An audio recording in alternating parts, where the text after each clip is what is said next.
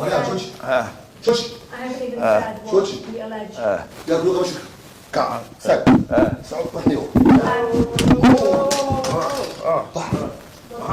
waa ganacsade barkhad jibriil xasan mulkiilaha sharikadda beeyada dhoofisa ee asli maydi laakiin maan filan maanta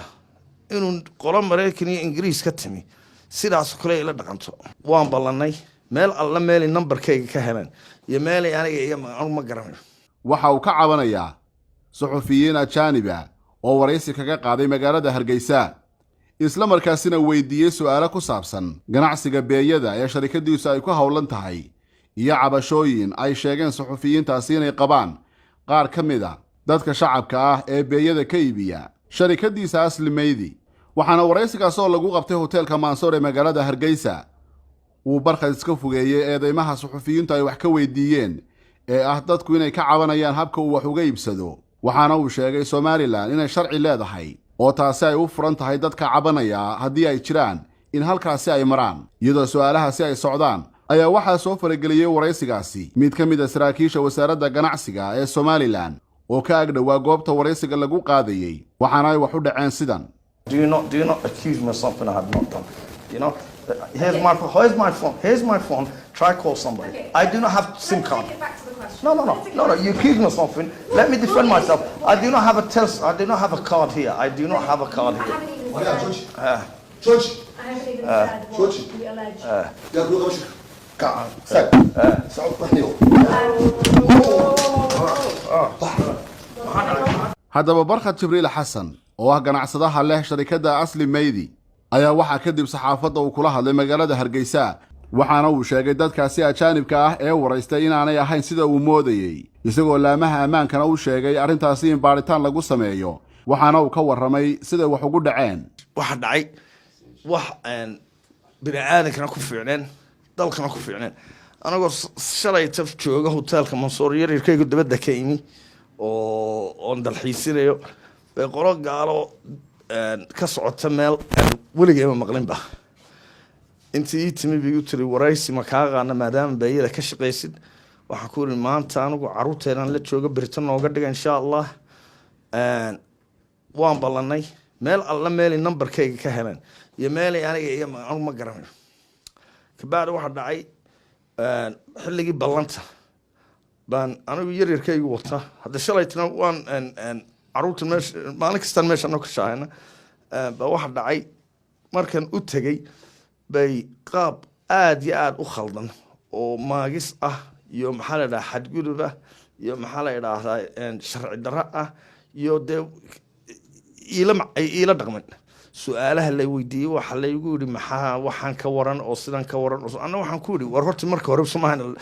la isfahmayaatiin yaa ka socotaan waxaan dhahnaa annagu cirigaaban kaymni waxaan la kulanay barasaab waxaan la kulanay dad weynihii waxaan la kulanay noocaas waa laga cabanaya waa lagu waa tuhumba dadkii ku jira waa laga shaki waxyaabo laga sheegay waxaan ugu jawaabay daadeer dalka sharciga ka jira waa taa saldhigi booliisku waa ka xeeraaleyntu waa ka maxkamaddu waa taas jeelku weyn waa ka dadkana wax sheegaya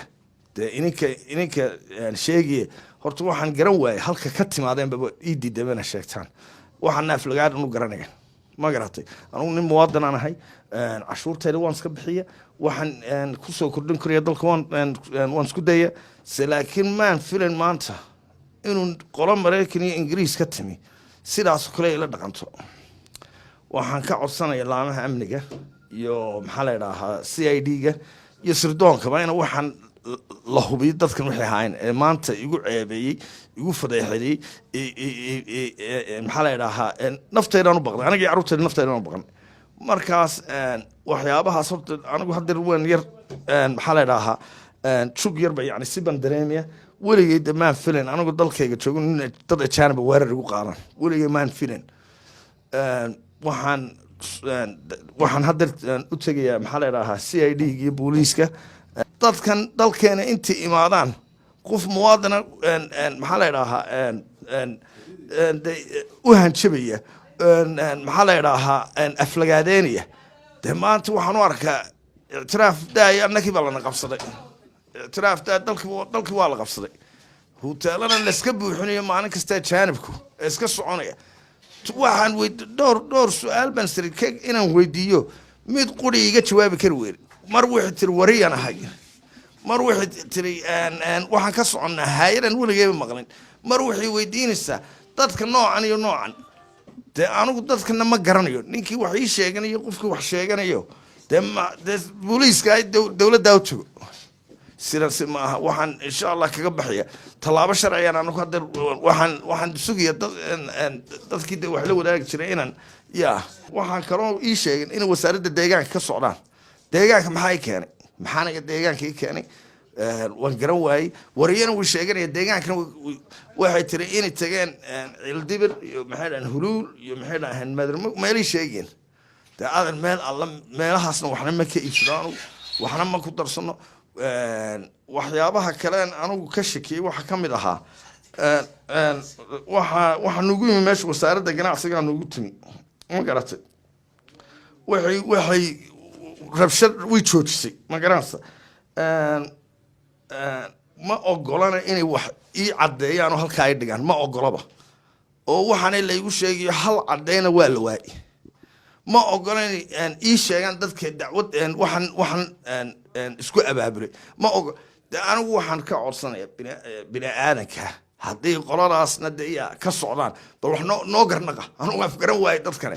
haddii dee igu khaldeenna ha la iga qabto wassalaamu calaykum cabdishakuur dayib maxamed MMTV hargeysa